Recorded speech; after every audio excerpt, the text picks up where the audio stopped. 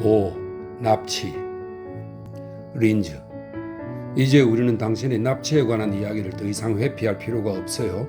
1950년에서 1967년 사이, 그러니까 당신이 유럽에서 체류하는 동안 당신은 정치적인 활동을 하고 있었나요?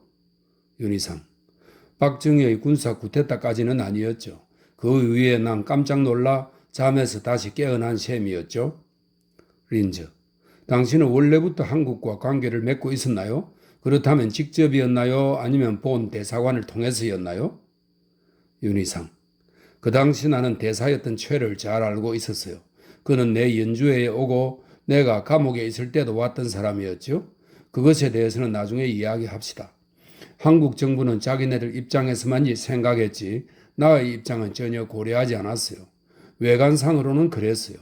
그러나 한국의 신문은 나와 내 작곡 작품에 대한 많은 기사를 실었죠. 나는 늘 내 민족의 운명을 걱정하고 있었어요. 내가 정치적으로 활동하지 않을 때도 물론 그랬어요.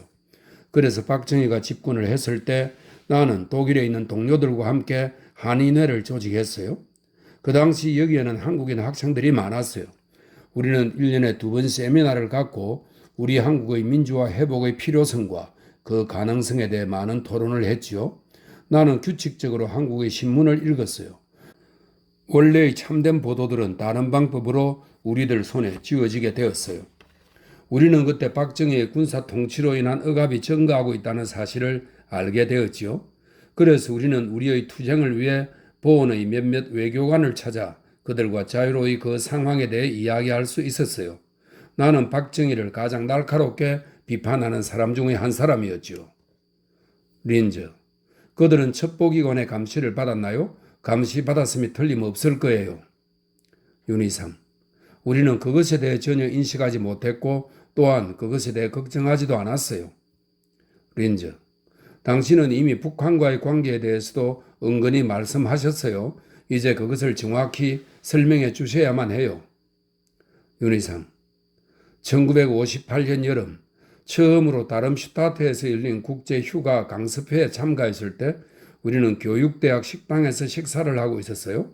그때 동독 말을 쓰는 처녀가 시중을 들었지요. 그녀가 내게 어디에서 왔느냐고 묻더군요. 한국에서 왔다고 하니까 한국인지 북한인지를 물었어요. 그러고는 자기는 동독에서 왔는데 동독에는 많은 북한 사람들이 공부하고 있다고 말하더군요. 6.25 전쟁 이후 북한 정부는 수많은 전쟁 고아를 유럽의 동부 적색 국가로 보냈습니다. 특히 그들은 기술 공부를 하기 위해서 그곳으로 떠납니다. 그 처녀도 동독에 북한 출신의 친구가 있다고 했어요. 그 말을 들었을 때 난 갑자기 내 어릴 적 친구 최가 떠올랐지요. 난 그와 함께 학교를 다녔고 그 후에는 가곡 이중창을 함께 부르기도 했고 일본에서 음악 공부도 함께 했지요. 그 당시 이미 그는 열렬한 공산주의자였어요. 그렇기 때문에 우리는 자주 말다툼을 벌이곤 했지요. 그 후 그는 북한으로 가 국제 오케스트라에서 현악기를 연주하고 콘서트 지휘도 했어요. 그러나 난 이러한 사실들을 나중에서야 알게 되었지요. 그에 대한 다른 소식은 그 이상 아무것도 듣지 못했어요. 그는 한국에 부인과 세 자녀를 두고 왔어요. 그 가족 또한 그가 아직 살아있는지조차 모르고 있었어요. 그러나 그 부인은 절대적으로 그를 믿고 있더군요. 우리 친구들은 그 가정을 위해 돈을 모았고 자녀들 교육에도 신경을 쓰고 있었어요. 나는 동독에서 온 그 처녀를 만났을 때 즉시 결심을 했어요. 그녀의 북한 친구를 통해서 그의 수소문을 부탁하려는 그 결심이었지요. 그러나 1년이 지나도록 아무 소식도 듣지 못했어요. 나는 동베를린에서 온 한 북한 사람의 편지를 받았어요. 베를린에서 공부하고 있을 때였어요.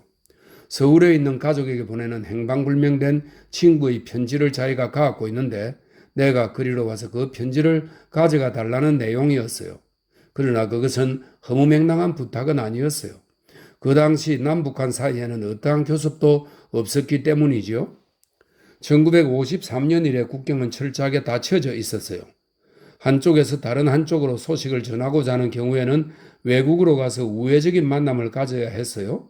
나는 그 편지를 가지러 즉시 동베를린으로 갔고 가능한 한 빨리 그것을 한국에 보내려고 했습니다. 한국에는 그의 부인이 오랫동안 남편의 소식을 기다리고 있었으니까요. 누구나 그랬다시피 나도 별 어려움 없이 동베를린으로 갈 수 있었어요. 안 될 이유가 내게는 전혀 없었지요. 북한 사람을 방문한다는 것뿐 다른 어떤 정치적 용무는 없었으니까요. 나는 남북한의 분단을 인정하지 않았어요. 나에게 있어서 북한 사람은 동양인이었던 것입니다. 난 그에게로 가서 부인에게 건네줄 내 친구의 편지를 받았어요. 그리고 그 자리에서 직접 북한에 보낼 편지를 동베를린의 친구에게 써주었지요. 6달 후에 난 북한에서 온 내 친구의 답장을 동베를린에서 받았어요. 편지만 받았을 뿐 다른 그 어떤 것은 있을 수 없었어요. 두 번째로 동베를린에 갈 때에는 서베를린에서 정치학 공부를 하고 있는 친구 김과 동행했어요. 린즈, 당신과 함께 납치되었다는 그 김씨 말입니까? 윤희상, 그렇습니다. 10년 정도 지난 후에 북한에 대한 확실한 소식을 듣는 것은 우리에게 매우 흥미있는 일이었어요. 그곳에서의 사람들은 재결합할 생각을 하고 있더군요. 난 결코 공산주의자는 아니었어요. 하지만 사회주의 이념에는 솔직히 찬성하는 편이었지요. 유럽의 사람들은 아주 자연스럽게 공산주의자들이나 급진적 사회주의자들과 함께 살고 있어요. 나는 민주적 사회주의라는 개념으로 볼 때의 사회주의자였어요. 3번 동베를린에 갔었죠. 린즈, 당신은 북한에도 한번 갔었죠.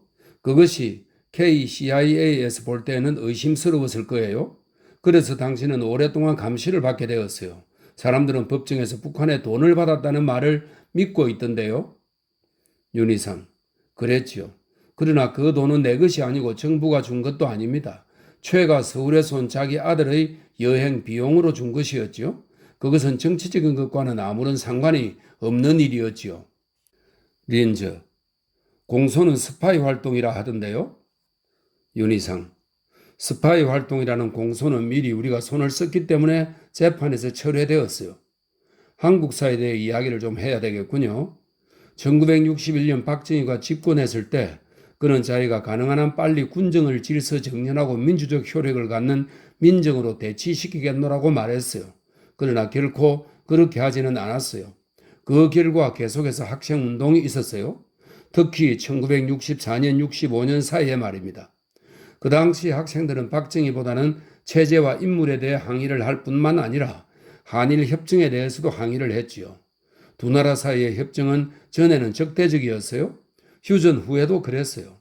그러나 일본은 한국에 호의를 보이지 않았어요. 자기들의 무역관계, 즉 한국의 일본 산업재 설립과 거기에 따른 투자 가치에서만 한국이 필요했던 것이죠. 한국에서는 세금을 덜 내거나 아니면 전혀 내지 않을 수도 있고 일본처럼 노동조합이 조직되어 있지도 않아서 값싼 노동력을 취하할 수 있기 때문이었죠. 한국의 국민들은 36년간의 일본인의 지배를 절대 잊지 못하고 있어요. 수많은 한국 사람들이 강제 노동에 의하여 값싼 노동력으로 일본으로 끌려갔던 일도 전혀 잊혀지지 않고 있습니다. 그들은 또한 만주에서 나라를 해방시키기 위해 싸우는 한국의 유격병을 추적했어요. 무엇보다도 특히 일본 지배 시에 박정희가 일본 천황의 급격한 추종자였다는 것과 오카모토 미노루라는 이름으로 일본 군대의 장교로서 한국과 맞서 싸웠다는 사실은 결코 잊을 수 없는 일이죠. 박정희와 같이 일본화된 사람이 일본과 협정을 체결한다면 일본에 거슬리는 일은 아무것도 없을 것이며 일본에만 유리하게, 그래서 한국 국민에게는 불리해지는 일들이 많아질 것은 자명한 것이지요. 물론 그 뒤 협정은 체결되었고 그는 자기 능력을 발휘해 나갔어요. 한국 땅에 있던 일본의 공장을 아무런 타협도 없이 헐값에 내어주고 한국 노동자들을 전혀 보증해주지 않았어요. 박정희의 떡을 입고 있는 미국과의 협정은 요컨대 다음과 같았습니다. 한국은 한국민의 돈으로 타국을 부유하게 만들었습니다. 우린 하나의 식민지였지요. 그 당시 시위운동은 정당한 것이었어요. 그러나 시위운동은 유혈적으로 진압되었지요. 감옥은 학생들과 지식인들로 가득 찼어요. 1967년 국회의원 선거 및 제2차 대통령 선거가 있었지요. 누구나 이 선거가 변조, 조작이었다는 것을 알고 있었습니다. 린즈, 제가 알고 있기로는 선거 전에 박정희 측근들이 많은 투표권을 샀다고 하던데요. 무절제하게 사들였고 당연히 개표 결과는 박의 승리였지요. 야당은 그들 자신이 많은 표를 얻고 합법적으로 박이 과반수를 얻을 수 없다는 것을 알고 있었어요. 물론 야당이 항의했지요.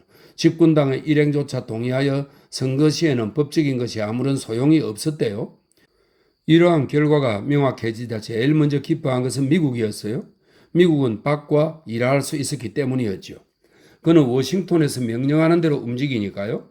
선거가 위조된 것으로 밝혀졌을 때 사람들은 분노를 참지 못했지만 꾹 참아야만 했어요. 윤희상, 김대중이라는 또 다른 한국 대통령 후보가 있었어요.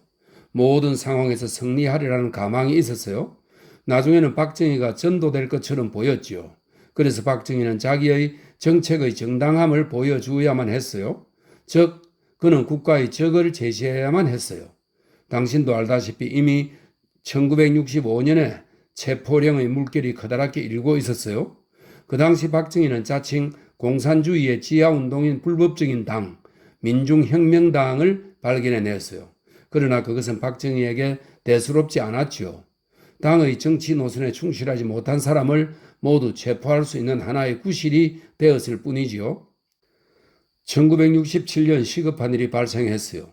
하이델베르크에서 공부를 하고 있던 한국신문의 한 기자가 체코와 한국의 농구 시합 통신원으로 프라그에 가게 되었어요. 그는 여권 없이 여행을 했어요. 그가 생각하기엔 이 나라에는 여권이 필요하지 않거나 또 그는 신용장을 수여받고 파견된 기자로서 여권이 필요하지 않으리라는 것이었지요. 그런데 그는 공항에서 체포된 후 실종되었습니다. 한국의 신문 지상에서는 그가 공산주의자들에게 납치되었을 것이라고 보도했어요. 한국 정부는 그에 대해 조사를 하도록 하고 그와 결합을 맺고 있던 독일 거주의 모든 한국인들을 조회했어요. 그 조회 대상자들 중에 저도 있었어요. 우리는 한국인들의 세미나에서 함께 일을 했었어요. 그는 공산주의자는 아니었어요. 누구나 그렇게 정확히 알고 있었지요. 그 당시 다른 한국 사람 임씨가 있었는데 아도로노에게서 학위를 받고 자기 나라 사람을 연구하는 일을 떠맡고 있었어요. 그가 KCIA를 위해 일을 하면서 동시에 북한의 스파이였다는 생각이 드는군요. 그는 자주 북한에 갔었고 한동안은 보원에서 한국의 대사로 일했기 때문에 혐의는 뚜렷해진 것이지요. 난 그에 대해 아무것도 몰랐는데 나중에 알고 보니 그는 나에 대해서 어느 정도 알고 있더군요. 69년 초기에 그는 서울로 돌아갔어요. 그때 거기에서 그가 체포되었다가 곧 석방되었을 거라는 소식을 듣게 되었지요. 린즈, 그가 정말 이중간첩으로 체포되고 또 어떤 방법으로 자기 석방에 대한 값을 치루었을까요? 생각컨대 독일에 체류 중인 박정희의 적으로 간주되는 모든 한국인들의 이름을 더럽힘으로써 그 값을 치루었거나 그리고 체포는 자기 나라 사람들의 모든 반역 혐의를 논박하기 위한 하나의 정치 시위 운동이었으며 또 당신들을 체포 준비하기 위해 오랫동안 그가 KCIA에 파견되어 있었을 거예요. 아직도 임이라는 신사가 살아있나요? 어디에죠? 윤희상, 한국에요. 그뿐만 아니라 부인인가 여동생이 북한에 있었기 때문에 북한을 위해 일을 했거나 혹은 한국을 위해 일을 했거나 아니면 그들이 이중 간첩 생활을 했다고 생각할 수 있을 것 같군요. 임 씨는 법정에서 내게 불리한 증언을 했어요. 그는 자기의 옛 친구들도 배반했습니다. 린즈, 이제 당신의 납치에 대해 말씀해 보세요. 1967년 6월 17일이었죠. 윤희상, 나는 베를린 슈판다우에 있는 후생주택에서 살고 있었어요. 슈타이거발트 슈트라세 13번가 12층이었죠. 아침 7시에 전화벨이 울렸어요. 한국말을 하는 남자 목소리가 들려왔어요. 공화국 대통령 박정희의 개인 비서입니다. 당신에게 줄 그의 편지를 갖고 있습니다. 사적인 편지입니다. 가능한 한 빨리 샤보이 호텔로 와주십시오. 기다리고 있겠습니다. 그래서 내가 말했어요. 나는 지금 여러 도시에서 열리는 연주회 때문에 곧 출발해야 합니다. 그러나 그는 내가 그리로 가서 개별적으로 편지를 가져갈 것을 긴급히 부탁했어요. 린즈, 당신은 그것이 의심스럽지 않으셨나요? 윤희상, 아니에요. 전혀 아니었어요. 다만 좀 이상할 뿐이었죠. 그리고 호기심도 생겼고요. 그래서 샤보이 호텔로 갔어요. 그 신사의 방에는 덩치가 좋은 두 사람이 있었어요. 난 편지를 청했죠. 그러자 그가 말하더군요. 편지는 보온의 대사에게 있습니다. 그러니 우리와 함께 보온으로 갑시다. 여기 최덕신 대사의 편지가 있습니다. 그 편지에서 그는 독일을 떠나는데 그 전에 급히 내게 할 말이 있으니 즉시 와야만 한다고 쓰여 있더군요. 그 대사는 나에게 좋은 친구였지요. 린저. 그러나 그는 박정희의 신뢰를 받고 있었고 정치적으로 당신과 다른 입장이었어요. 윤희상. 그는 위대한 반공산주의자였지요. 린저. 그렇지요. 좌익 세력 앞에서의 두려움 때문에 우익을 고집하고 있다는 것은 진부한 일이군요. 윤희상. 그는 또한 장군이었어요. 린저. 한 가지 질문을 하겠습니다. 그 편지는 친필로 쓰여 있었나요? 윤희상. 예, 의심할 여지가 없었어요. 린저. 그가 그 편지를 자유의사로 썼는지 아니면 강제로 쓰게 되었는지는 알 수 있었나요? 윤희상. 아마 강제 같았어요. 린저. 그런데 보온으로 함께 가실 생각을 했다니요? 윤희상. 나 먼저 집으로 가서 여권을 가지고 오려고 했어요. 베를린을 떠날 때는 증명서가 필요하거든요. 그리고 그날 바로 갈 생각은 아니었지요. 킬에 가서 오페라 계약에 대한 교습을 해야만 되었고 음반 업계가 기다리고 있는 암스테르담과 쾰른으로 가야 했었어요. 그런데 그 남자는 여권이 필요 없다고 말하더군요. 그러면 나는 즉각 나를 되돌려 보내주어야 한다고 말했어요. 물론 그가 내게 덧붙여 말했어요. 아내에게 전화를 걸라고 했어요. 힘센 두 남자와 비서 그리고 나는 밖으로 나왔어요. 거기에는 내 작은 폭스바겐 자동차가 보였고 그 옆에 큰 차가 한 대 있었어요. 차 옆에는 한 한국인이 서 있었는데 나는 그를 알고 있었어요. 그는 루르 지역의 광부였어요. 그런데 그때는 그 큰 차의 운전사였답니다. 나는 조금 당황했어요. 이 사람들은 모두 내게 친절했어요. 두 사람이 도시를 구경시켜달라고 내게 말하더군요. 그래서 나는 내 폭스바겐으로 그들을 데리고 베를린을 드라이브 했어요. 린저. 맙소사. 희생물이 될 자신의 처지도 모른 채 즐거워하며 드라이브를 하다니요. 윤희상. 우스운 일이었죠. 그리고 나는 공항에 차를 주차시켰어요. 린저. 그곳에서 자동차가 2년이나 있었나요? 윤희상. 아니요. 단지 3개월 정도였어요. 그 후 베를린 경찰에서 그 차를 찾았어요. 그 남자들과 함께 현관을 지나 검사에 들어갔어요. 나는 여권이 없었어요. 그들은 어떤 증명서들을 제시했고 우리는 통과되었습니다. 쾰른에서 보온으로 갔어요. 그곳에는 크고 검은 대사관 승용차 메르세데스가 서 있었는데 그 안에는 다른 사람들이 앉아 있었고 나를 데리고 왔던 사람들은 사라졌습니다. 보온에 있는 대사관 건물에 도착했을 때 대사님이 어디 있느냐고 물었죠. 곧 올 것이라고 그들이 말하더군요. 그러고는 나를 계단으로 데려가 지붕 밑까지 끌고 갔어요. 그렇게 나는 방 안으로 밀어 넣어졌고 감금되었어요. 두 젊은 사람, 역시 광부인 그들이 지키고 있었어요. 내가 무슨 영문이냐고 묻자 그들은 대사님이 곧 올 것이니 조용히 기다리라고 말하더군요. 린저. 당신은 계속해서 광부에 대해 말씀하시는데 특별한 사정이라도 있는 것인가요? 윤희상. 물론이지요. 그 당시 많은 한국의 KCIA 첩보분들이 광부로 위장해서 독일로 왔습니다. 그들 모두는 태권도로 단련된 힘이 센 사람들이었어요. 린저. 결국 당신은 그때 혐의를 받고 계셨나요? 윤희상. 이상했어요. 나에게 무슨 일이 일어날 수 있을지. 난 내가 무엇을 잘못했는지 전혀 모르고 있었어요. 밖으로 나가지도 못하게 되어 있었고 라디오를 크게 틀어놓았어요. 점점 더 커졌어요. 라디오를 꺼달라고 요청을 해도 그들은 들어주지 않았어요. 지금은 물론 알고 있어요. 그것이 고문의 첫 단계였다는 것을 말입니다. 소음 고문이었죠. 먹을 것을 주어서 먹었는데 잠을 잘 수가 없었어요. 그들은 한밤중에 나를 한층 더 끌고 올라갔는데 한 남자가 책상에 앉아 있더군요. 당신은 도대체 나를 어쩔 셈이요? 나에게 편지를 쓴 최 대사님은 어디 있어? 라고 물었어요. 대사님은 지금 여기 있지 않다고 그가 대답하더군요. 그 순간 나는 KCIA의 함정에 빠져들었음을 알게 되었어요. 그때부터 신문이 시작되었죠. 한국 정부에 대항하는 일을 했소? 아니요. 공산주의자들과 접촉한 일이 있어? 예. 동베를린에서 만난 몇몇 사람들과 접촉했습니다. 그리고 그 밖에는 아무것도 없어. 말하자면 1963년에 북한에 갔었어. 나는 이 보고가 그들을 얼마나 놀라게 했는지를 알고 있었어요. 그리고 그는 내게 종이 한 장을 주면서 내가 한 말을 그대로 적으라고 했어요. 린즈, 당신은 제정신이었나요? 아니면 그들이 약을 먹였나요? 윤희상, 모르겠어요. 나는 언짢은 기분이었고 매우 쇠약해졌어요. 그래서 모든 것을 써내려갔어요.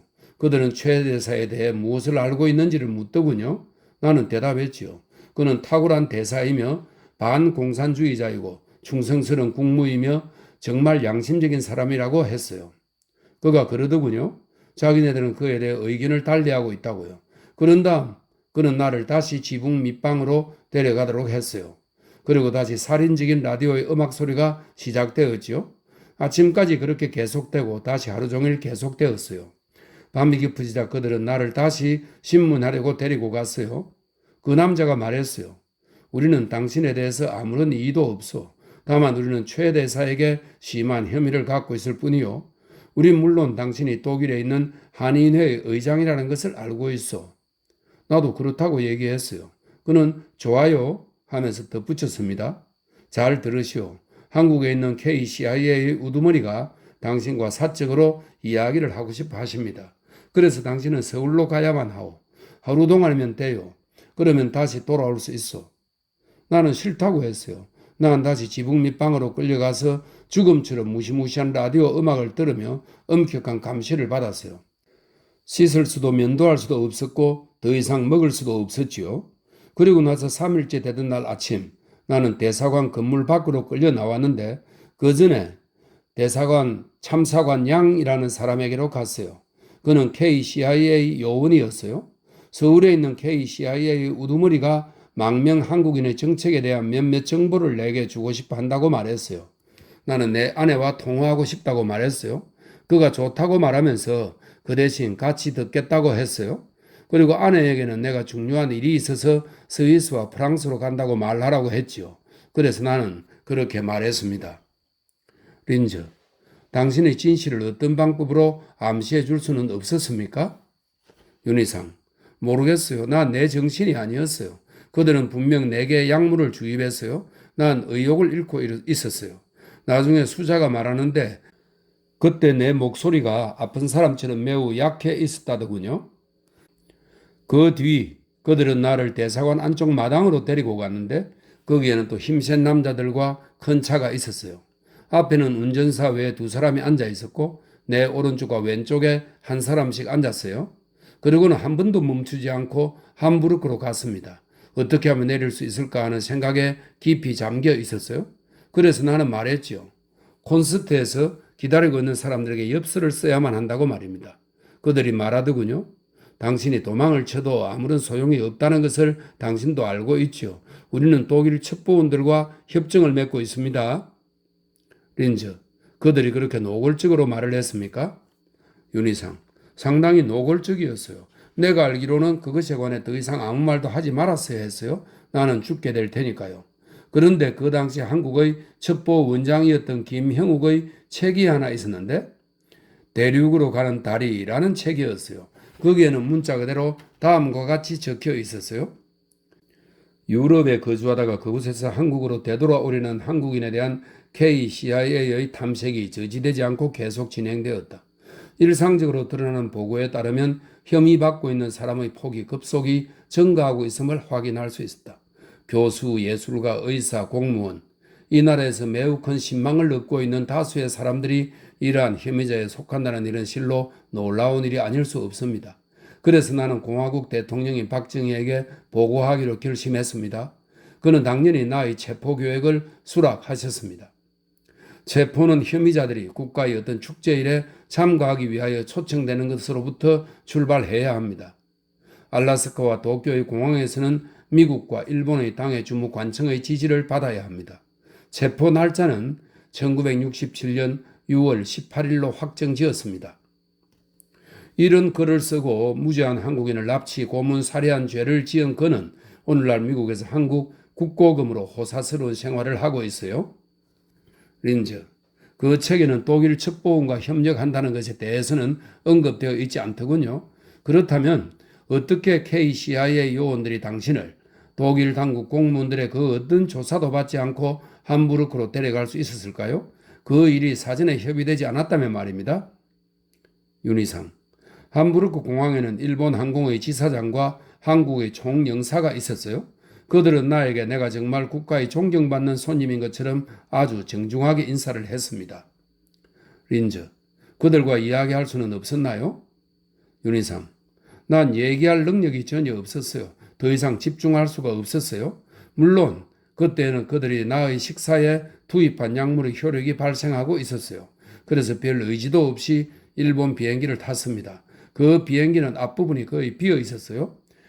내 뒤로 몇몇 사람이 더 올라왔는데 나는 나와 함께 동베를린에 갔었던 정치학자 김을 발견할 수 있었어요. 그것 또한 KCIA 요원과 동반이었어요. 우리는 서로 이야기할 수 없게 되어 있었지만 그도 서울에 있는 KCIA로 초청을 받아가는 것이 틀림없었어요. 그 밖에 일본 첩보원이 그 일에 가담하고 있었다는 일도 틀림없었어요. 도쿄에 착륙했을 때도 나는 여권이 필요 없었으니까요. 도쿄에서 우리를 서울로 데리고 간 비행기는 한국 비행기였습니다. 내가 1956년 그곳을 떠나서 11년 후인 그때 처음으로 내가 그토록 사랑했던 고국에 돌아온 것이었습니다. 11년이라는 기간은 긴 시간이었죠. 나는 늘 생각했어요. 내가 성공한다면 그것은 또한 한국의 성공이라고 말입니다. 여러 번 나는 꿈을 꾸었어요. 어느 날 내가 돌아와서 내 국민의 뜨거운 환호를 받게 되는 꿈을. 그런데 비행기 안의 스튜어디스들도 나를 알아보지 못했어요. 서울에서 우리는 연문을 통해 나왔고 김과 나는 낡은 지프차에 실렸고 무장을 한 군인들의 감시를 받았어요. KCIA 요원들은 좋은 차로 갔습니다. 그리고 우리는 KCIA의 주 건물로 끌려왔습니다. 거기에는 지금 막 다른 여러 나라에서 도착한 몇십 명의 사람들이 있었어요. 나와 마찬가지였지요. 그런데 나는 무감각해져서 내 자신을 전혀 걱정할 수가 없었어요. 땅바닥에 푹 쓰러졌어요. 그때 한 KCIA 요원이 나를 발길로 차며 일어서라고 하더군요. 나는 그냥 누워 있었어요. 다른 사람의 목소리가 들렸어요. 그냥 내버려둬. 됐어. 그는 심장병이야. 몇 시간 후 난 또 다른 곳으로 끌려갔는데 그곳은 주 건물과는 떨어져 있는 아주 낮은 건물인 고문소들이었어요. 나는 그 중에 한 곳으로 끌려갔어요. 그곳에는 두 남자가 매우 지친 듯 앉아 있었어요. 이미 그들은 많은 고문을 치렀던 것이죠. 그들은 나를 헐끗 쳐다보고는 아무 말도 하지 않았어요. 난 의자에 앉았어요. 그때 한 사람이 바닥에 앉으라고 했어요. 나는 아픈 사람이라고 말했어요. 다시 바닥에 앉아라고 하더군요. 나는 그대로 앉아 있었어요. 그때 그가 나를 발길로 차버리더군요. 난 다시 일어나 의자에 앉았어요. 그리고 물었어요. 왜 당신들이 나를 이렇게 취급하시오? 나의 행동이 부당한 것은 아무것도 없었소. 난 사람이요. 그래서 사람으로서 다뤄줘야 하는 것 아니요? 그랬더니 한 사람이 찌끄러지 말고 의자 밑으로 내려오라고 말하더군요. 내가 순종하지 않자 그들은 또 발로 나를 걷어찼어요. 난 더 이상 나를 주장할 힘을 잃었어요. 그래서 바닥에 앉아 있었지요. 그때 한 사람이 무릎을 꿇으라고 말했어요. 나는 무슨 이유로 무릎을 꿇느냐? 내가 그대들보다 위다 라고요. 그들은 내가 무릎을 꿇을 때까지 계속 걷어찼습니다. 그들 둘은 서로 이야기를 나누고 있었어요. 오늘은 도대체 얼마 동안이나 이렇게 계속 고문을 해야 하는지 무척 피곤하다고 했어요. 그들은 바로 자기들의 사적인 걱정을 하고 있었어요.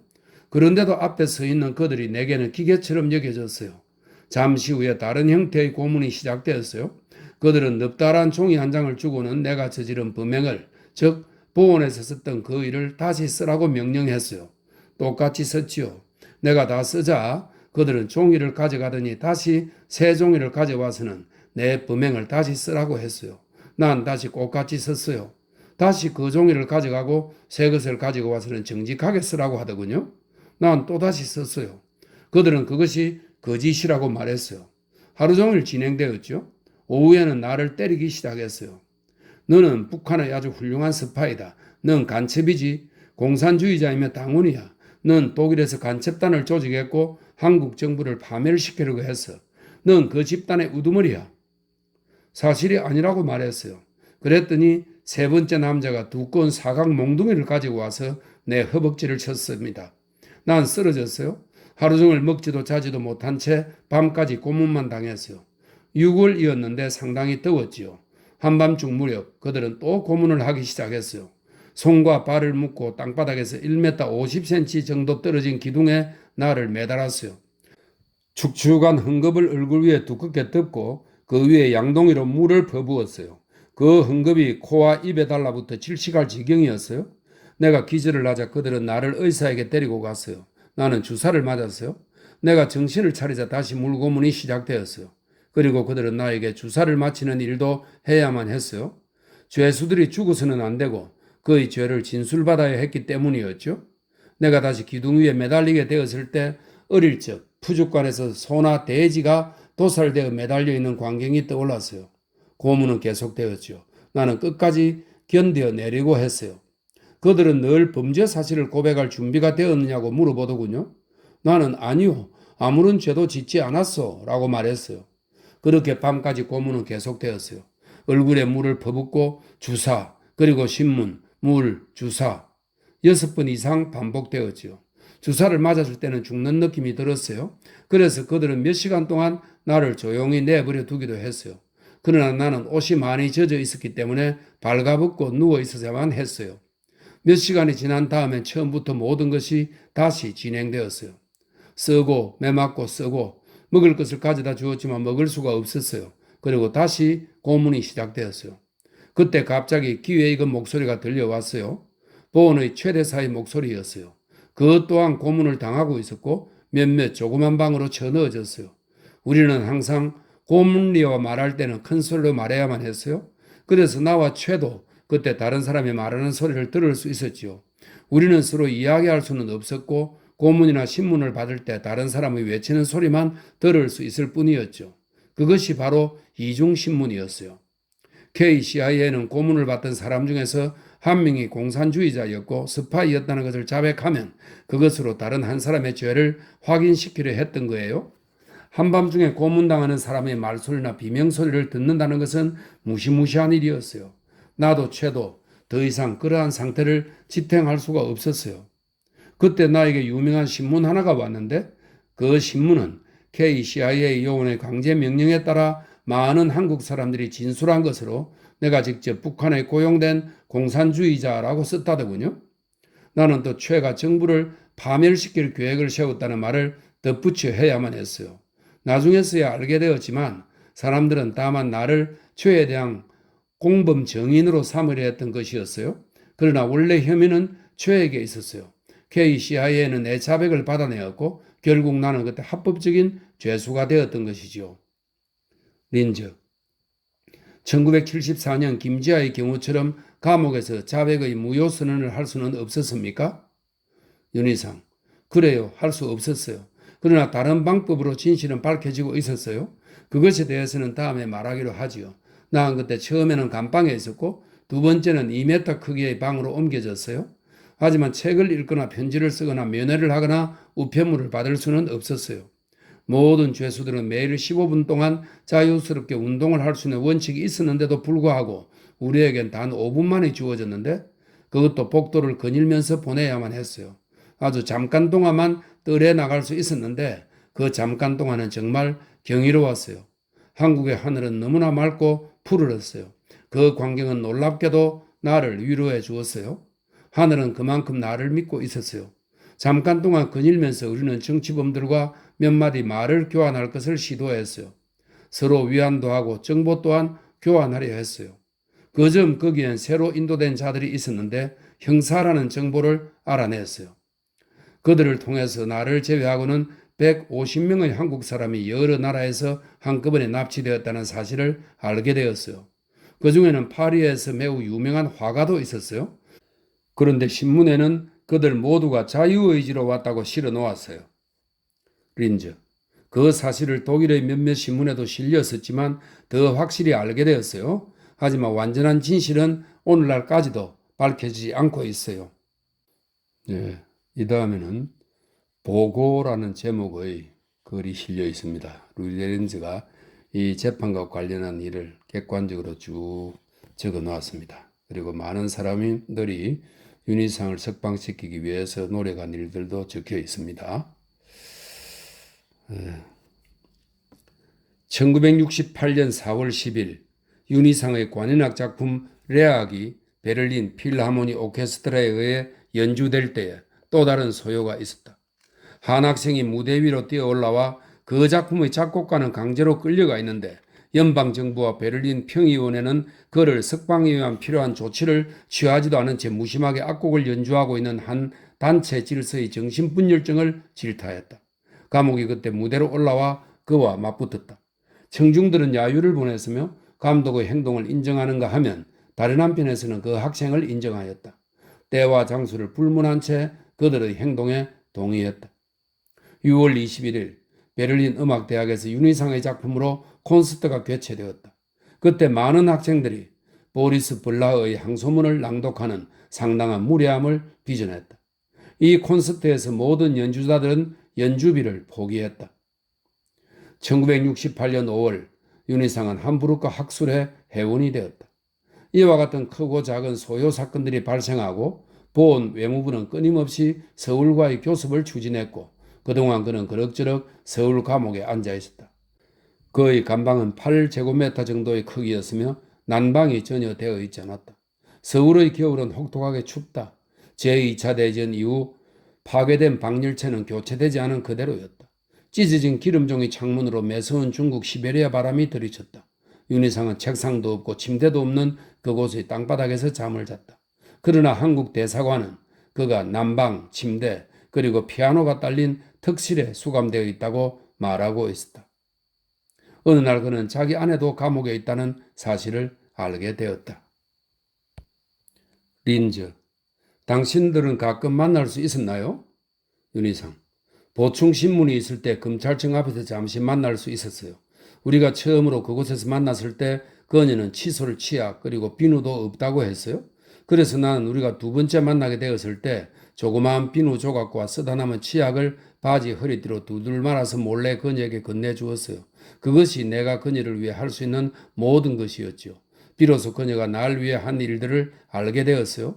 그녀에게 사람들은 그녀가 나를 도울 수 있을 거라고 말했던 거예요. 그리고 그녀 자신도 나를 도울 수 있으리라 생각했던 거지요. 그래서 신문할 때 다음과 같이 말했더군요. 내 남편은 죄가 없어요. 단지 음악가일 뿐 정치와는 아무런 관계도 없습니다. 그런데 제가 공산주의의 올가미에 걸려들었어요. 그래서 저는 남편에게 베를린에 있는 북한 대사관을 찾아가 설득해달라고 부탁했어요. 그리고 그를 북한으로 가도록 떠밀었습니다. 그녀는 그녀 나름대로 나를 위해 애썼지만 내 입장은 달라진 것이 없었어요. 그러나 그녀는 자기를 희생해서 나를 구할 시도를 했어요. 그녀는 공무원과 간수들의 경이감과 호감을 샀어요. 한국 사람들은 숭고한 행동을 존경합니다. 한국의 모든 신문이 내가 체포된 간첩단과 반역자의 앞잡이라는 머리 기사를 크게 실었다는 것을 감옥에서 듣게 되었어요. 원래 한국 국민들은 정부의 모든 공고를 매우 의심스럽게 받아들였어요. 물론 우리가 그 나라에서 첫 번째 정치범은 아니었어요. 그런데 이번에는 KCIA들이 아주 훌륭히 일을 해내어 대부분의 국민들은 우리의 죄를 확신할 수밖에 없었어요. 그들이 그렇게 알고 있다는 사실이 나에게는 매우 두려웠어요. 그것은 감옥 자체보다 훨씬 더 무거운 것이었습니다. 처음에 일어난 학생들 시위는 저지되었고 거기에 대해 신문은 그 이상 아무것도 실지 않았어요. 커다란 정적이 펼쳐졌어요. 내 감방의 문에는 이곳은 특히 사악한 범죄자가 감금되어 있다는 종이가 붙어 있었어요. 감옥에서 2달쯤 지났을 때 놀랄만한 일이 발생했어요. 슈피겔의 한 기자가 인터뷰를 요청해 왔어요.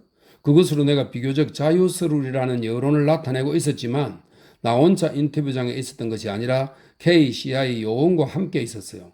그가 듣고 있었기 때문에 난 아무런 말도 할 수가 없었지요. 린즈, 납치의 진상에 대하여 최소한의 암시도 줄 수 없으셨나요? 윤희상, 예, 나는 불가사의한 방법으로 생명을 잃게 될 것이라고 말했어요. 나는 한국의 자유의사로 갔느냐 하는 질문에 다음과 같이 대답했어요. 예, 그렇습니다. 그러나 곧 다시 돌아갈 수 있기를 바랍니다. 난 급히 소득세 신고를 해야만 합니다. 그것으로 충분했습니다. 기자가 다녀간 후 오랫동안 절대적 침묵이 계속되었습니다. 그 당시 내가 사형 선고를 받게 되리라는 것은 틀림없는 일이었어요. 그렇지만 난 수자를 위로하려고 그녀와 내가 잠시 동안 만날 수 있게 되었을 때 나는 독일 정부를 확실히 믿고 있다고 말했어요. 9월에 나는 교도소장과 KCIA에게 내 아내와 나의 50번째 생일인 9월 17일에 한번 만나게 해달라고 청원서를 냈어요. 그날 아침에 내 변호사 중에 한 사람인 김이 왔어요. 그는 전에 나의 학교 친구이며 자유로의 박정희의 친구이기도 했어요. 그러나 그는 나를 도와주고자 했고 또 사실 많은 도움을 주었어요. 그는 회의에서 청원서의 허락을 얻지 못한 것을 유감스럽다고 말하며 내 아내의 선물을 가져왔다고 하더군요. 그녀는 감옥에서 역시 감옥에 있는 내게 어떤 선물을 줄 수 있었을까? 그것은 아주 진귀한 선물이었어요. 머리카락으로 만든 까만 꽃이었지요. 그녀는 머리를 잘라서 오랜 기간을 걸쳐 꽃 한 송이를 엮었던 거예요. 그 꽃으로 나는 오랫동안 위안을 받을 수 있었습니다. 그런데 또 다른 위안이 있었어요. 얼마 전 내가 자살을 기도한 후의 일이었지요. 나는 붕대로 두껍게 두른 머리를 내 감방 창에 대고 서 있었어요. 밖을 내다보고 있었지요. 건너편에도 감옥이 있었고 역시 창이 있었어요. 그런데 작은 창에 있는 창살 뒤에서 누군가 손짓하는 것이 보였어요. 난 그가 누구인지 전혀 알 수 없었어요. 살인자인지 도둑인지 아니면 정치범인지 20m쯤 떨어진 거리였어요. 그래서 우리는 서로 말할 수가 없었어요. 그런데 그가 3일 동안 줄곧 내게 사인을 보냈어요. 그제서야 나는 그가 손으로 공중에 한글을 쓰고 있다는 것을 알게 되었지요. 그는 내가 누구며 왜 여기에 있는지를 묻더군요. 차츰차츰 우리는 그러한 사인으로 서로를 잘 알 수 있었어요. 그도 나와 관계되는 일로 들어왔다고 하더군요. 그는 한일 협정에 대항하여 선동을 일으킨 학생 집단의 지도자였어요. 그들은 매일 거리를 행진하면서 일본과 협정을 반대하는 시위운동을 벌였어요. 그 일로 지도자인 그는 체포당했던 것이죠. 그가 감옥에 들어온 것은 벌써 두 번째였어요. 그와 더불어 정치적인 학생 집단을 조직한 많은 사람이 체포되었는데 그들의 지도자는 전에 민스트에서 학위를 받은 한 교수였어요. 사람들은 그가 북한을 위해 일을 했다고 비난했어요. 그래서 그도 자기의 집단과 투옥되었던 거예요. 이 10명의 젊은 사람들은 죄 없이 감옥에 앉아 있었어요. 나와 함께 사인으로 대화를 나눈 학생은 신문이나 고문을 당할 때마다 그것에 대해 이야기해 주었어요. 그러나 그는 결코 우울하거나 귀가 죽지 않았어요. 오히려 그 반대였어요. 심지어 웃기까지 했지요. 그는 말할 수 없이 용감했고 내게 많은 용기를 주었어요. 우리는 소리나지 않는 대화를 하루에 5시간 이상 했어요. 그는 바깥 소식을 알고 있었고 그것을 내게 계속해서 전해 주었지요. 4개월 동안 우리는 그러한 방법으로 친구가 되었어요. 그는 나에게 한국 국민 중에는 아직도 패득하지 않은 사람이 많고 그들을 위해 살고 싸우는 일은 보람 있는 일이라고 가르쳐 주었어요. 그런데 어느 날 그는 석방되었고 나는 남게 되었어요. 나중에 그를 유럽으로 데리고 가려고 했으나 그는 군대를 가야만 했으며 물론 출국 허가도 나지 않았지요. 그 후 나는 그와 어떤 연락도 할 수 없었어요. 나는 그가 매우 고맙다고 생각합니다. 린저. 독일의 신문 기자이며 별지 편집자인 에네케가 12월 13일에 있던 당신 재판에 대한 보고를 썼는데 당신은 그것을 알고 계시나요? 윤희상. 예, 알고 있습니다. 그러나 그 기자는 물론 여러 가지를 알고 있지 못했어요. 전에 일어난 일에 대해서는 모르고 있더군요. 예를 들면 제1심에서 재판사들이 나에게 미리 예정된 엄한 판결, 즉 사형 선고를 내렸었다는 사실을 모르고 있었어요. KCIA는 재판사들과 검찰청을 억압했었던 것이죠. 호텔에 3일 동안 감금시켜 놓고 우리에게 부과된 간첩 활동이 증명될 수 있을 때까지 공동작업을 했어요. 나는 사형 선고를 받았던 것입니다. 그 판결은 KCIA가 만들어낸 것이죠. 판결 언도 때 그곳에 참석했던 몇몇 KCIA 요원들이 큰 소리로 우리가 원하는 대로 되었습니다 라고 외치는 소리를 들었을 때는 정말 참을 수 없었습니다.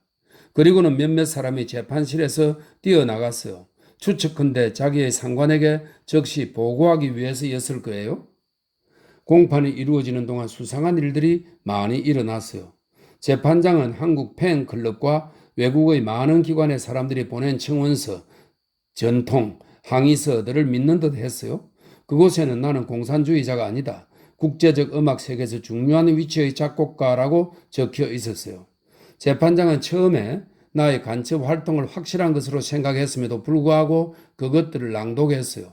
그리고 갑자기 한 남자가 일어나 나를 열렬하게 변호했을 때 나는 몹시 놀랐습니다.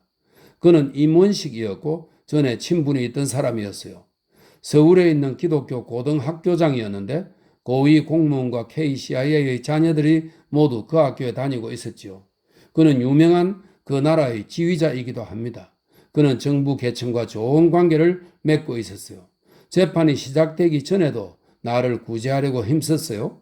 음악가 협회 회의에서 그는 나와 내 음악에 대하여 말하고는 내가 죄가 없다고 말했어요. 그는 음악가 협회의 서명으로 모금을 시작했어요. 그러나 그것 때문에 많은 동료들의 적대감을 샀습니다. 사람들은 그가 공산주의자를 위해 전력을 하지 않을 수 있다는 말들을 했어요. 다른 사람들은 나와 연관되는 것이 두려워 침묵을 지키고 있었어요. 그것에 대해 그는 절망도 하며 붕괴도 했어요. 재판이 열렸을 때 그는 자유의사로 정인석에 나와 증언했습니다. 그는 나를 오랫동안 잘 알고 있었으며 내가 공산주의자가 아니라는 것은 확실한 것이고 북한에서는 나의 음악을 반동적인 것으로, 즉 음악이 내가 북한과 좋은 관계를 맺을 수 있을 만큼 좋은 반응을 나타낸 것은 아니라고 말했어요. 그러나 나는 국가의 적과 친구로서 동시에 간주될 수 없는 상황을 말했어요. 그는 흥분되어 계속해서 말을 중단해야만 했고 드디어 그는 감격의 눈물을 흘렸습니다. 많은 청중들 또한 울었어요. 그러나 그의 말은 아무런 도움이 되지 못했어요. 내게서 명백한 간첩 활동에 대한 증거, 공산주의의 선제물 하나도 발견되지 않았는데도 나는 그 판결을 받아야 했어요. 물론 제의된 바와 같은 사형 선고가 아니라 무기징역을 받은 것이죠. 린저, 죄송합니다만 제가 아주 정확하게 당신에게 질문하겠습니다. 당신에 대한 공소 중에는 당신이 북한에서 돈을 받았다는 사실이 있었고 당신이 눈에 띌 정도로 자주 독일에 있는 한국의 동양인을 방문했다고 하던데요. 예를 들면 관청과 같이 광부나 의사나 병원 관리직과 함께 있는 간호원들이 어려움을 당할 때면 당신이 중재를 했다는데요. 당신의 이러한 사회사업을 사람들은 당신이 한국을 비방하고 북한을 칭송하는 하나의 구실로 삼았다고 상상하고 있더군요. 윤희상, 먼저 두 번째 질문에 대답하겠어요. 나는 내 동양인을 독일에서 도와야 한다는 것을 의무감으로 생각하고 있었어요. 나는 그들보다 더 오랫동안 독일에 있었어요. 독일인은 그들보다 더 능통했고 그들을 위해 효과적으로 전력을 다하도록 내게 허락된 사회적 지위도 갖고 있었어요. 그들과 정치적 대화를 나눈 적은 없습니다. 그 사람들에게 가장 중요한 것은 경제적 문제였지요. 내가 그들에게 북한을 옹호하는 선전을 했다는 것은 KCIA의 허구적인 날조입니다. 북한의 여행에 관한 첫 번째 질문에 대해서는 자세하게 설명하고 싶군요. 내가 여행을 했다는 것은 사실입니다. 그러나 내가 그 여행을 그 어떤 정치적 견해를 가지고 했다는 것은 전혀 사실과는 다릅니다. 여행하기 전에 나는 내 조건들을 명백히 제시했어요. 나를 다시 독일로 돌려보내주는 것과 정치적 의무의 요소로 나를 강압하지 않겠다는 것이었죠. 여행 비용에 대해서 말한다면 그것을 북한에서 받은 것은 사실이죠. 동아시아에서는 최소한 여행을 초대했을 때 그 비용을 지불해 주는 것을 당연한 것으로 하고 있어요. 린저, 그래요. 저도 한국의 초대를 받게 되었을 때 여행비와 체류비를 전에도 그 후에도 아무런 조건 없이 지불해 받았지요. 나는 그곳 정부에 대해 적대감을 갖고 있었으나 한국으로 여행을 했어요. 윤희상, 내가 북한에서 경험한 것에 대해서는 이미 말했어요. 그런데 이번에는 그곳에서의 나의 인상에 대해 말하고 싶어요. 수자와 내가 북한 사람의 인도를 받으며 북한으로 갔던 것이 1963년 4월이었어요. 그는 자칭 사회학 교수라 했고 내 어릴 적 친구의 친구라고 주장했어요. 북한에서 나는 갑자기 동굴벽화를 보고 싶어 했어요. 또한 북한의 음악 세계도 알고 싶었고 콘서트에도 가고 싶어 했지요. 그러나 처음에 우리는 이미 예정된 여행 계획에 따라야만 했어요. 그래서 새로 지은 공장과 박물관, 새로 단장한 시골의 집들을 돌아보았어요. 나는 그곳에서 완성되어진 업적들에 대해 감명을 받았지요. 그 나라는 전쟁에 의해 파괴되었었는데 그것에 대한 흔적은 하나도 없었어요. 전쟁을 생각하게 하는 유일한 것은 지하 공장이었어요. 시골 중앙에서부터 새로운 도시들이 성장하고 있었어요. 그래요. 그것은 매우 인상적인 것이었어요. 그러나 두려움을 주기도 했어요. 그 새로운 모든 것들은 비인간적이며 냉정했어요. 그곳은 더 이상 한국이 아니라 동부의 폐쇄 국가나 다름없었어요. 사람들도 이제 동족이 아닌 낯선 이방인으로 변해 있었어요. 가슴이 철렁한 것은 지도직 관리들의 사무실이나 공장장의 사무실이 간단한 나무 조각이나 선반으로 설비되어 있었다는 것이었어요. 그 책임자들은 아주 단순했으며 희생적이었어요. 오늘날도 그런지 알 수는 없지만 그 당시 북한의 상태는 좋지 못했어요. 사람들은 특히 고기와 조개탄을 얻으려고 상점 앞에 긴 줄로 서 있었어요. 그들은 매일 의무적으로 땅에 가서 정치적 교육을 받아야만 했어요. 그들 모두는 아주 진지해 보였고 성실했어요. 정치 교육으로 그들은 사고나 행동이 모두 통일되어 있었어요. 나를 어지럽게 하는 것은 김일성 초상화 앞에서 사람들이 큰 소리로 일정하게 통일된 예식을 행하는 것이었어요. 곳곳에 초상화가 걸려 있었어요. 나는 그곳에서 5월 1일 축제를 맞이했죠. 그 기회에 사람들이 나를 무대로 데리고 가 저명 인사로 소개하면서 사진을 찍는 일이 벌어졌어요. 나에게는 알리지도 않고 말이죠. 그것은 위장된 선전 사진이었어요. 그 축제 때에 동베를린 대사관에서 필름으로 보여주었을 때 나는 조작된 장면이라고 생각을 했던 그 장면을 원래 그대로 보았어요. 그것은 참다운 현실을 반영해주고 있었어요. 큰 광장에 구름대같이 모여드는 관중들은 김일성이 나와서 말을 할 때 울고 있었어요. 그것을 어떻게 설명할 수 있을까요? 나는 그것을 이해할 수 있어요. 그 국민들은 전쟁 후 오랫동안 굶주렸고 가난했어요. 머리 위에 지붕도 없었어요. 그때 김일성이 나타나 짧은 기간 내에 더 이상 사람들이 굶거나 얼어 죽지 않게 해주었고 집들도 지어주었어요. 낡은 초가집이 반듯한 벽돌집으로 변해버렸어요. 김은 의심할 여지 없이 많은 업적을 이루었고 지도자의 역량을 힘껏 발휘했어요. 또한 인격적인 광채도 나타내 보였어요. 그 국민들은 다른 정부의 형태로는 전혀 알고 있지 못하고 북한 밖의 외부 세계에 대해서는 전혀 알 수 없었기에 그들의 새로운 생활에 아주 만족하고 있었어요. 이러한 외부 사회와의 비인식과 관련해서 내가 북한 사람과 사적인 대화를 한다는 것은 불가능한 일이었어요. 나는 그들 중에 어느 한 사람과 단둘이 있었던 적이 없었어요. 한 번은 콘서트에서 내가 일본과 한국에 있을 시절부터 알고 있던 몇몇 음악가가 있다는 것을 알게 되었어요. 난 그들과 이야기를 하고 싶었지만 그들은 내가 도착하기 전에 떠나버렸어요. 그 밖에는 콘서트도 매우 놀랄만한 일이었어요. 국립심포니 오케스트라가 드보로작의 신세계에서를 연주하고 있었어요. 그런데 너무도 심한 격정으로 너무 무겁고 둔탁하게 연주를 했어요. 세련된 연주가 아니었지요. 나는 곧 알게 되었지요. 그와 같은 까다로운 음악을 연주하면서도 그 음악가들은 그 연습을 하지 않았다더군요. 그들은 순수한 예술적 일 외에도 다른 것을 해야만 했어요. 정치적으로 필요한 음악, 민중을 위한 음악만 연주해야만 했어요. 그날 하루 종일 내 젊은 날의 친구 최를 만날 희망으로 보냈어요. 내 여행의 목적은 그를 보는 것이었으니까요. 그런데 불가능한 것 같았어요. 그러나 내가 출국하기 3일 전에야 비로소 그가 내가 묵고 있는 호텔로 왔어요. 내가 옛날에 그를 알고 있던 대로 그는 아주 자연스러운 것 같았어요. 그래서 끌어안고 울고 싶었어요. 예전처럼 팔을 벌리고 그에게 다가가는 순간 그는 약간 웃을 뿐 악수만 청했어요. 그래서 나는 알게 되었어요. 그는 옛날 사람이 아니라는 것을 말입니다. 그는 나를 낯설어 했어요. 그럼에도 불구하고 나는 그를 껴안았어요. 내가 머무르는 마지막 3일 동안을 그가 나와 함께 보내주길 원했어요. 그리고 그도 동의했어요. 첫 번째 날 나는 정치에 관한 모든 얘기는 피하고 우리가 서로 알고 있는 친구에 대해서, 우리가 간직했던 일본에서의 과거에 대해서, 그의 가족에 대하여 대화를 나누었어요. 나는 남쪽에 있는 그 가족에게 소식을 전해주고 싶었고 그에게 가족에 대한 소식을 들려주고 싶었어요. 그는 많은 해가 지난 다음에야 비로소 가족을 얻었더군요.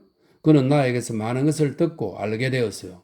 그러나 그는 전혀 동요되지 않았어요. 두 번째 날 우리는 정치에 대한 이야기를 시작했어요. 그는 매우 솔직한 것 같았어요. 그러나 그것은 단지 겉으로만 그렇게 보일 뿐 내면은 전혀 움직이지 않았고 자기의 신념에 대해서는 아주 확고했어요. 김일성 정치에 대한 나의 모든 이론을 그는 구체적인 사실로 논박했어요. 그는 공격할 수 없이 완고했습니다. 나는 우리 둘이 서로 다른 낯선 세계에 살고 있다는 것을 인식하지 않을 수 없었어요. 한 번은 그가 왜 내가 유럽에서 살고 있는지를 물었어요. 음악은 내게 있어 가장 훌륭한 과제이며 그곳에서 더 공부해야 할 필요를 가지고 있기 때문이라고 대답했어요. 그러자 그가 그러나 자네 음악은 무조하고 단지 자본주의적 영향을 받은 지식인들에게나 필요한 것이지 국민에 필요한 것은 아니야 라고 말하더군요. 그것으로 우리의 대화는 끝이 나버렸어요. 나는 망명에 있는 한국인이나 한국 자체에 있는 한국인이나 우리 모두는 두 개의 한국이 재결합하길 바라고 있으며 그것을 위해 일하고 있다고 한마디 덧붙였습니다. 그 외에도 당에서 높은 기능을 지닌 몇몇 사람들의 집에 식사를 초대받았어요. 대부분 한국의 일본 지배 시절에 독립군이었던 사람이었어요. 한 집에서 식사를 할 때 나는 비교적 자유로워서 그들에게 외국에서 살고 있는 생활에 대해 이야기했어요. 그러나 그들은 그 말을 듣지 않는다는 것을 쉽게 알게 되었어요. 언젠가 한 번은 한 사람이 내게 북한 노동당원이 되고 싶지는 않느냐는 질문을 했어요. 이 질문은 예기치 않은 것은 아니었지만 무서웠어요. 그래서 명백히 대답을 했지요. 나는 예술가이지 정치가는 아니라고 말입니다. 그 다음부터는 그 어느 누구도 더 이상 질문하지 않았어요. 내 여행은 건축물에 대한 경이감과 시골 풍경과 많은 사람들이 변한 것에 대한 낯설음이라는 두 가지 결과로 끝나게 되었어요. 사실 내 북한 여행은 그렇게 지나간 것이지 공소에서 주장하듯 내가 공산주의의 뜻을 지녀서 스파이 우두머리로서 그곳에 갔었던 것은 아닙니다. 린즈, 재판 때와 제1차 판결인 언도 때 당신과 부인 수자의 사진이 독일의 어떤 잡지에 실렸어요. 두 분이 다 아주 경직된 것처럼 보이더군요. 실제 기분은 어떠했습니까?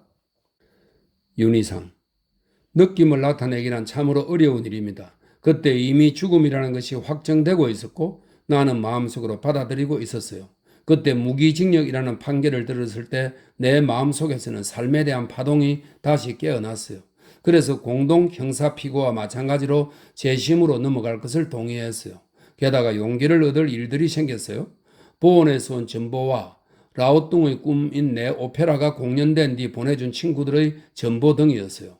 그때 막 판결 언도가 있을 때였죠. 린즈, 오늘 보온에서 라오뚱은 아주 성공적이었습니다. 모든 사람은 당신의 새로운 오페라와 당신이 돌아오기를 기다리고 있습니다. 라는 글이 쓰여 있었죠. 지휘자 샌드, 출판자 하랄트 쿤츠와 권트 프로이덴베그르가 서명을 했던 것이죠. 그 순간 이 소식은 한 광채와도 같았어요. 깊은 생각을 하게 해주더군요. 당신은 이미 죽음을 받아들이고 있었군요. 그때 당신은 금욕주의자가 아니라 하나의 살아있는 사람이며 상처 입은 사람이었기에 1967년 6월 어느 날 극단의 좌절을 겪었었지요. 이미 우리가 그 사실에 대해 어렴풋이 이야기는 했습니다만 정확하게 말해 주실 수는 없으신지요? 윤희상, 물론이죠. 말로 하기에는 너무나 큰일이었어요. 린저, 그 당시 슈피겔지 리포터가 당신의 붕대 감은 머리를 보았을 때 당신은 그에게 뭐라고 말씀하셨어요? 그는 틀림없이 상처의 성격에 대해 물었을 텐데요. 윤희상, 뾰족한 물체에 머리를 떨어뜨려 깊은 상처를 당했다고 말했어요. 그래서 사람들은 나를 치료하기 위해 교도소 병원으로 데리고 갔어요. 그것은 또한 옳은 일이었어요. 나 몇 주 동안 KCIA 요원들의 극심한 감시를 받는 가운데 누워 있었어요. 요원들은 내 침대 주위에 둘러앉아서 담배를 피우고 카드 놀이를 하며 떠들어댔어요.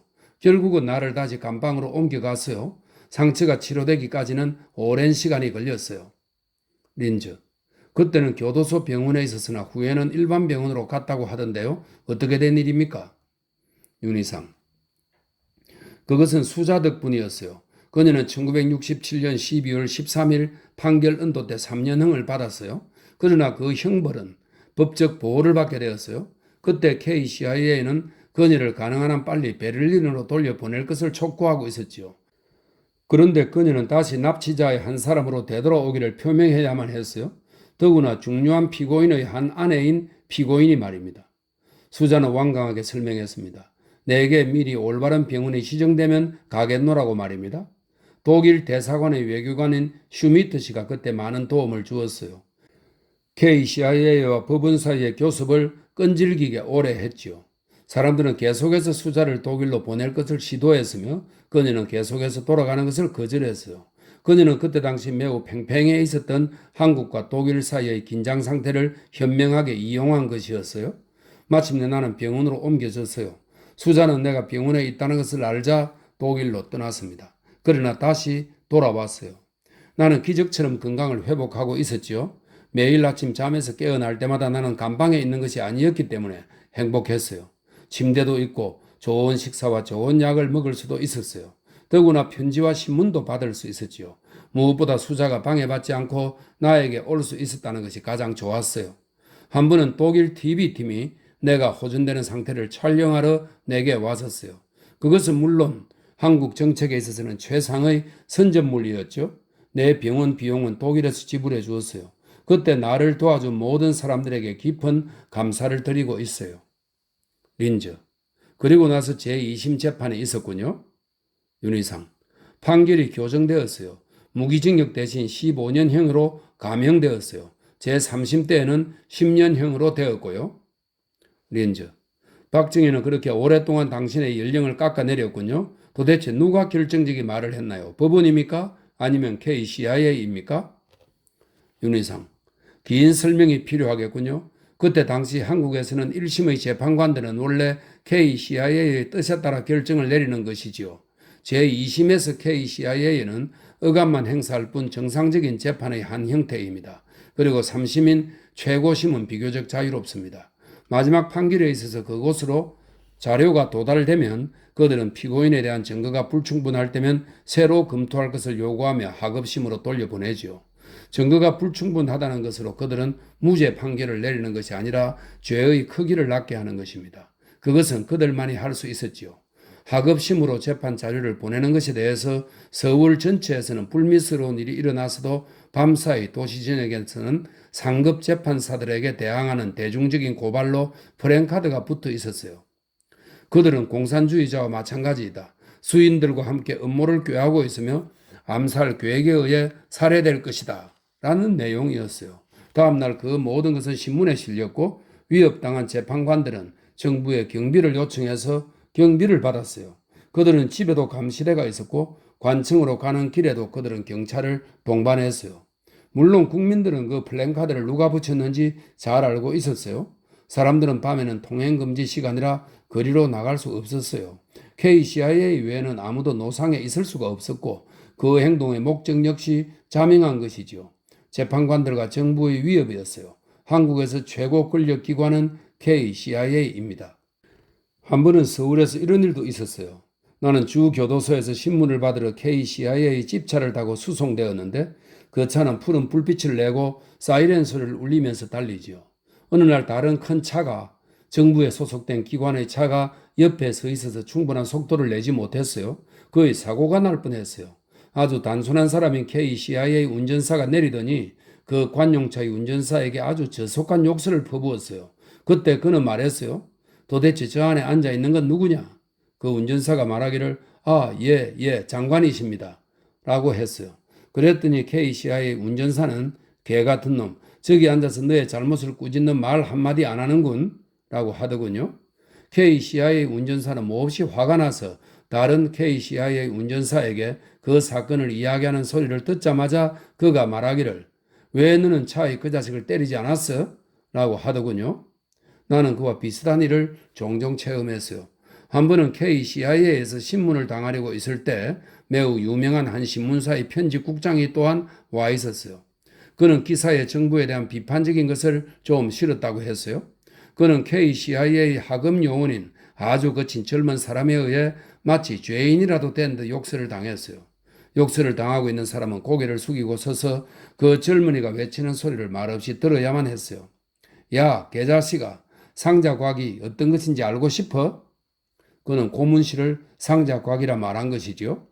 이러한 방법으로 신문사 편집국장을 위협했어요. 그럼에도 불구하고 신문사 편집국장은 많은 용기를 보여주었어요. 한 번은 내가 독방 감방에 있었을 때 내가 신문을 받을 때인데 책상 위에 신문이 놓여 있었어요. 흘끔 보니까 내 이름이 눈에 띄었어요. 대강 훑어보았더니 다음과 같이 쓰여 있었어요. 한국에 대한 독일 정부의 위협에 관한 기사, 즉 한국과의 외교 단절과 박정희가 보원을 방문했을 때 뒤북해 총장으로부터 받은 공로 십자 훈장 반환이 적혀 있었어요. 이러한 기록들이 아주 작은 부분이긴 했지만 한국 신문에 실려 있었어요. 그런데 점점 더 계속 많은 기사가 실리고 있었어요. 신문이 그러한 것을 실은 것이었어요. 내가 병원에 누워 있은 지 얼마 지나지 않아서 신문들은 바로 서로 경쟁하며 다투었어요. 나에 대한 새로운 것들을 점점 더 많이 실기를 경쟁하고 있었어요. 그런데 무엇보다도 특별한 사건은 내게 있어 영예로운 것들. 예를 들면 하노버 음악대학이 내게 자리를 주고 내가 함부르크 예술협회에 선택되었다는 것. 그리고 킬 도시가 나에게 문화상을 수여할 것이라는 것 등등이었어요. 그들은 한국에서 내 위신을 높이 세워서 판결을 점점 더 어렵게 만들기 위하여 그 모든 것들을 한 것이지요. 언제 한 번은 내가 독일에서 1969년에 초연되는 오페라를 작곡했다는 소문이 퍼지자 한국 기자들이 나와 인터뷰를 하기 위해서 나를 찾아왔어요. 그것은 한국의 신문이 조용한 가운데 끊임없이 정부의 압력을 행사하고 있음을 나타내고 있는 것이었어요. 그럼에도 불구하고 나는 늘 재판의 결과에 대해 불확실했어요. 신문이 나에 대해서 무엇라고 쓰건 간에 마지막에 가서는 박정희와 KCIA는 그들 생각에 따라 나를 처리할 수 있기 때문이지요. 나는 자유세계의 많은 나라에서 나를 위해 일하고 있음을 자유로이 알게 되었어요. 제2심 재판 때 내 친구 하랄트 쿤츠와 프로이덴베르그가 왔었는데 그들은 나와 함께 이야기할 수 있었어요. 그래서 나는 보원에서 나를 위해 하는 모든 것을 알게 되었어요. 이 두 사람, 쿤츠와 프로이덴베르그는 가장 어려운 시기에 진실한 친구였습니다. 출판자인 쿤츠는 나의 올바른 후견인이었어요. 그는 내 자식들을 돌봐주고 나중에는 내 아내도 돌보아 주었어요. 집을 걱정해 주었지요. 내가 없을 동안에 공연을 해서 번 돈을 관리했어요. 공연을 돌보고 내 자식과 공연에 대해서 많은 편지를 썼어요. 그때 내가 프로이덴베르그와 재판에 왔을 때 그는 정인으로 출두했어요. 나는 결코 공산주의자가 아니며 내가 북한으로 여행한 동기를, 즉 동굴백화의 감명을 느낄 바라는 나의 희망을 정확히 알고 있다고 말했어요. 그와 프로이덴베르그 두 사람은 모두 독일에 가서 나에 대한 소식을 전하고 나의 정치적 무결에 대한 모든 의혹을 제거시켜 주었어요. 당신도 알고 있듯이 연방공화국에서는 나를 공산주의자라고 칭하는 신문도 있었고 나를 좌익 행패꾼으로 간주하는 학생들의 시위도 있었지요. 린즈. 예, 그랬어요. 1967년 6월 21일 그리스도와 세계지에 다음과 같은 보고가 있었어요. 많은 대학, 도시에서 학생들이 기꺼이 동기를 찾으러 거리로 나갑니다. 그것은 납치자들 자체가 북한에 고용된 간첩들일 것이라는 추측이 명백하게 되었는데 연방 독일의 부드러움이 그 추측을 버리고 있다. 여론은 완전한 진상을 결코 알지 못하고 있다. 이 기사의 표제는 그 당시 한국의 유희라 적혀 있었어요. 그때 사트라빈스키도 또한 당신을 위해 음악가 항소문에 서명할 것을 요청했으며 그가 말하기를 그는 무죄자의 사형에 반대해서 서명을 한다고 말했어요. 그러나 그는 당신을 모택동을 찬성하는 빛이 감돌 수 있는 사람 중에 하나로 간주하던데요. 윤희상. 그래요. 그런데 아직 어느 누구도 그것을 생각할 수 없는 일이죠. 린즈. 감옥에 있는 몇 달 동안 당신은 작업을 하셨어요? 나비의 미망인 오페라를 완성하셨던데요. 그 외에도 클라리넷과 피아노 기악곡 율과 플룻, 오보에, 바이올린과 첼로 기악곡인 상상 두 곡이 완성되었어요. 어떻게 작곡이 허락되었으며 어떻게 할 수 있었는지 설명 좀 해주세요. 윤희상. 어느 날 생각컨대 1967년 8월쯤 내가 감방에서 작업을 해도 좋다는 소식이 전해졌고 독일의 음악 출판가 요청에 따라 노트와 연필 그리고 고무지우개를 받게 되었음을 알려왔어요. 그 물건을 손에 잡기까지는 10월 6일까지 오래 걸렸어요. KCIA는 물론 비인종이 모두를 기밀기관에 보내서 화학적으로 조사하도록 했어요. 연필과 고무지우개도 또한 그랬어요. 그 밖에 6개 중에서 하나씩만 받게 되었어요. 린즈. 아, 그래요. 저는 왜 그랬는지를 알지요. 당신 나라 한국에서는 그러한 고무지우개를 알지 못했어요. 그들은 지우개의 성질을 조사해서 한국에 갔을 때 사람들이 이야기해 주어서 알게 되었는데 나중에 그것을 만들 수 있었대요. 당신의 지우개가 들어온 이후 한국에는 고무지우개 산업이 있게 되었다고 최소한 그렇게 알고 있는데요. 윤희상. 아, 그래요? 재미있는 일이군요. 나는 종이와 연필을 받고 즉시 작업을 시작했어요. 감옥의 조그만 방에서요. 그 오페라는 1968년 2월 5일에 완성되었고 수자가 그것을 독일에 가지고 갔어요. 그곳에 뉘른베르그에서 1969년 봄에 상연되었지요. 그때도 늘 감금되어 있었으니까요. 나는 없었어요. 린즈, 당신은 아픈 데다가 감금당한 상태이기도 하고 당신에게 사형 선고가 제의된 사실도 알면서 어떻게 작업을 할 수 있었습니까?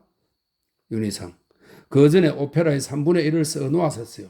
그 기본 계명은 잡혀 있었고 어떻게 계속 진행시켜야 할지도 정확히 알고 있었지요. 린즈, 예, 잘 알겠습니다.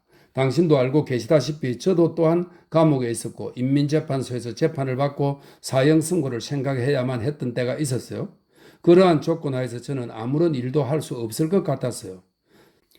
15살 때 나는 현명한 도교 신자가 아니라 젊은 교란자였어요. 독일 군대와 러시아 사이의 경주를 긴장시켰어요. 그래서 베를린에서 재판에 기소되었어요. 저는 몹시 놀랐어요. 당신과 그렇게 많은 차이가 있더군요. 그런데 게다가 희가극 오페라까지 쓰시다니요? 그것은 도교의 승리입니다. 꿈과 의식으로서 삶의 존재는 모든 존재와 동일하게 되었죠. 그래서 심한 시련을 이기신 거예요. 그것은 또한 당신의 활동을 방해하는 모든 불의한 사건에 대한 당신 창조력의 승리이기도 합니다. 당신의 창조력이 늘 숨쉬고 있었던 것이죠. 그 창조력이 활동하고 있었어요. 물론 많은 친구들이 당신의 석방을 위해 싸우고 있는 서양에서 오페라가 공연되었다는 점이 당신에게는 도움이 되었을 겁니다. 당신은 그 사람들을 실망시키지 않으려 하셨고 또한 그들에게 그들의 노력이 값진 것이라는 걸 보여주신 것이지요.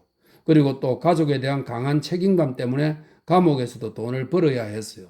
그러나 이 모든 것은 다음 문제라는 걸 알고 있습니다.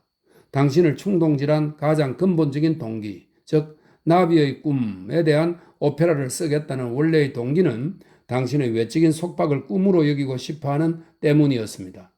당신은 참된 죽음처럼 진지한 방법으로 당신의 오페라 희가극에서 장자와 같은 동일한 자리를 찾았다고 말할 수 있습니다. 이 오페라에 몰두하면서 당신은 자기 자신의 정신을 자유롭게 해방시켰으며 사실상 결국은 석방되었어요. 윤희상, 그렇습니다. 나는 감옥에 있었지만 잡혀 있지는 않았어요. 그것은 사실입니다. 그리고 가끔 아주 행복하기까지 했습니다. 나에 대한 또는 내 자체가 되는 음악을 계속 듣게 되었을 때입니다. 외적인 상황은 나빴어요. 감방에는 책상이 없었기 때문에 바닥에 노트를 펼쳐놓고 무릎을 꿇거나 쪼그리고 앉아서 작업을 했어요. 나중에는 안정뱅이 책상을 하나 얻었지요. 늦가을과 겨울밤은 몹시 추웠어요. 손이 시려서 입김으로 손을 따뜻하게 녹여야 했어요. 온몸이 부어올랐어요. 움직이거나 일었을 때 아주 무거운 느낌이 들었어요. 종종 심한 현기증도 느꼈어요. 쓰러지지 않기 위해서는 벽에 기대어야만 했어요. 그러한 상황에서 작곡한다는 것은 쉬운 일이 아니었어요. 그러나 이전에 써놓았던 음이 떠올랐고 나는 그것을 기초로 써나갈 수 있었어요. 내가 다시 음악적 판타지 속에서 살 수 있었을 때 나는 모든 고통과 좌절을 잊어버렸고 자유롭다는 느낌을 갖게 되었어요. 사실 나는 내가 가고 싶은 곳 어디든 날아갈 수 있었어요. 사실상 이런 시간은 자주 있었어요. 총보가 후대에 남게 될 것이라는 생각은 하지 못했어요. 그것이 한번 공연되리라는 것도 확신하지 못했어요. 오히려 반대로 KCIA가 그것을 빼앗아 없애버릴 것이라 생각하고 있었어요. 나를 일하도록 만든 것은 일 자체였어요. 그리고 자유로운 정신을 죽이는 것이 아니라 놓아둘 수 있다는 것을 이러한 방법으로 보여주고 싶었어요. 그러나 난 육체적으로 너무나 허약했어요. 심장이 나빴어요. 그래서 곧 죽을 것이라는 생각을 했어요. 그렇지만 계속 일을 했습니다. 1968년 2월 3일 총보가 완성되었지요. 그것을 아내에게 전해줄 수 있었지요. 그 총보가 곧장 독일로 갈 수 있는 것은 아니었지요. 그녀는 물론 먼저 KCIA로 가서 그것이 암호가 아닌지 철저하게 조사를 받고 또한 예술적 가치에 대해서도 조사를 받았어요. 상상해 보세요. 그들은 그 악보를 서울에 있는 작곡가 교수에게 넘겨주었어요. 작품이 좋지 않다는 평을 했다고 KCIA 요원이 내게 말해주더군요. 그들은 현대적 기교에 대한 감각이 없었어요. 그러나 그 판단은 나를 움직이지 못했어요. 본문의 내용이 허무주의적 오페라라는 말에도 동요되지 않았어요. 난 지칠 대로 지쳐서 교도소 병원에서 주사를 맞고 깊은 잠에 빠졌고 무엇이 어떻게 되는지는 알지를 못했어요. 결국은 그 악보가 수자에게 인도되었고 그녀는 그것을 베를린으로 가지고 갔습니다.